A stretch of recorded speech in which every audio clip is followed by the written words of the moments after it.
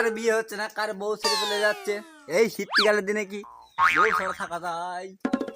কোনো আওয়াজ কম্বল লাগবে না, বউ হাতে সম্ভব।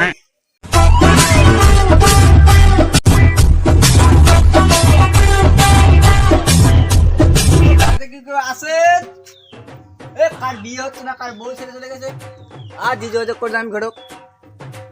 আমি এই শীতকালের দিনে বউ এনে দেবো। বউ না থাকলে যা মন মাথা খারাপ। কার বিয়ে হচ্ছে না, কার বউ ছেড়ে চলে যাচ্ছে। এই শীতকালের দিনে কি বউ ছাড়া থাকা যায়? কোনো শীত আওয়াজ কম্বল লাগবে না, বউ হাতে সম্ভব। আমি ঘটক ফকিরউদ্দিন জামান, আমি সবাইকে বিয়ে দিয়ে দেবো। ঘটক মশাই আমারটা বউ দরকার।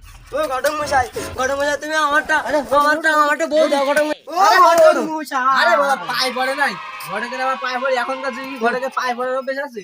আরে বোঝো না, তোমার আমারটা কি বউ বউ দরকার। আছে? হ্যাঁ আমার ছাত্র বেরোতে আমার ছাতেটা ঘেবড়িয়ে আমি যাবো অসহায় এখন।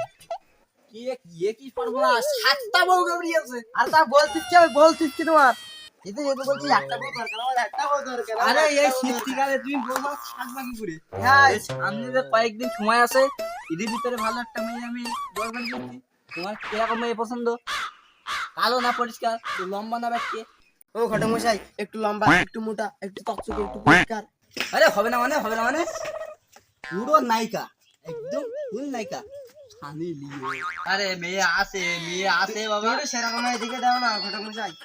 আটা ফোন আছে, তুই ওয়েট করো। আটজন কল একটু কিরকম পর কথা বলছি। হ্যালো, হ্যাঁ আমি ঘটক বলছি, ঘটক মিলে বলছি। হ্যাঁ ভদ ভাই।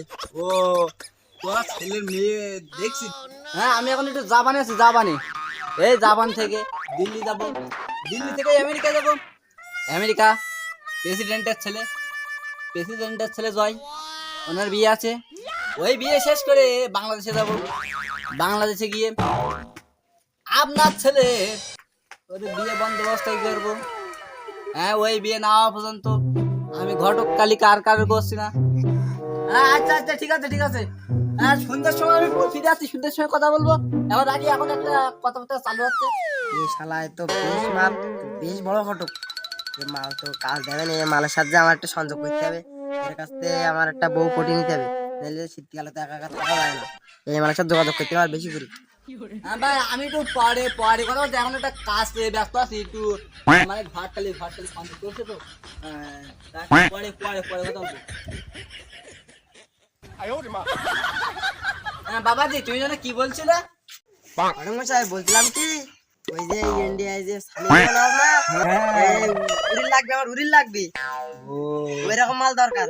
বাবা ওইটা মেয়ে আছে আমি দেবো, সমস্যা নেই আছে। তার আগে আমার অ্যাকাউন্টে 45,000 টাকা মেরে দিতে হবে, নাই অত ভালো মেয়ে আমি দিতে পারবো না। আর যে বাড়ি তার কাছে যাও, আমার মতন করতে পারি না। শালা ঘটক কয় কি? আচ্ছা ঘটক মশাই ঠিক আছে, আপনার 45 নয়, আপনার 50,000 টাকা আপনার অ্যাকাউন্টে এখন মেরে দিতে পারি। ঠিক আছে বাবা ঠিক আছে, 55 লাগবে না, আমারে 45 দিলেই হবে। আমার দেখি আমার ভিজিটিং কার্ড আছে।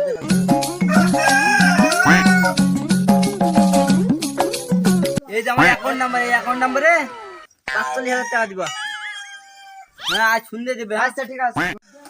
আচ্ছা ঘটক মশাই একটু দেখেন, আমার কিন্তু মাল লাগবে। ঠিক আছে তুমি আগে মালটা অ্যাকাউন্টে ঢুকিয়ে দাও। ভাই অ্যাকাউন্টে এক্ষুনি মেরে দিতে, আমি বাড়ি গিয়ে টাকা চলে যাচ্ছে আপনার অ্যাকাউন্টে। আচ্ছা তাহলে আমি যাই। আচ্ছা ঠিক আছে।